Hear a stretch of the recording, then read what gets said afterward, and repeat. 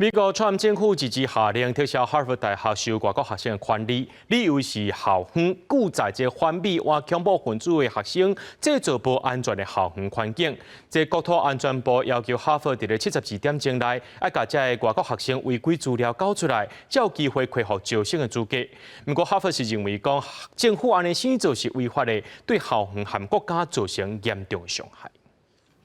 促销联邦补助款促销4号免税代goo拢无法度和哈佛大学克服，乖乖接受联邦政府的改革要求了后，川普政府支持透过国土安全部宣布，为即麦开始撤销哈佛大学的外国学生甲访问学者的计划认证。也就是讲，目前哈佛校园6800个为世界100多个国家来国际学生，拢爱面临转学或者是失去合法居留身份的风险。国土安全部长诺姆伫社群媒体发文，爱美国所有大学甲教育机构将这代志当作一个警戒。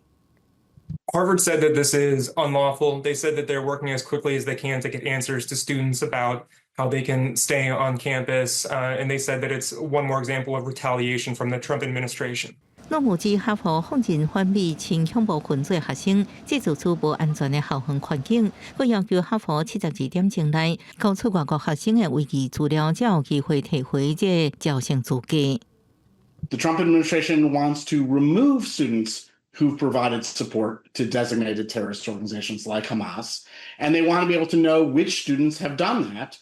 So they want access to disciplinary records and to videos of protests. 目前是美国各大学的毕业季，各季5日哈佛2025学年的毕业班学生都已经摕到文凭，走向人生新的一步。雄雄即马煞被取消居留身份，互外国学生感觉毋知要如何是好，甚至是惊吓不安。真侪人原本的实施甲就业计划一声被打乱。这接受 BBC 新闻访问的22岁瑞典学生表示，国际学生被用来当作北京甲哈佛之间斗争的条件，真无进度。哈佛的民主党学生会也发表声明，指川普政府做法是典型的威权主义，呼吁学校一定要坚守下去。为应对组织，美国教育委员会主席米歇尔用非法无度量的越权行为形容当局的做法，警告这互美国的留学市场造成负面的影响。公视新闻王慧文报道。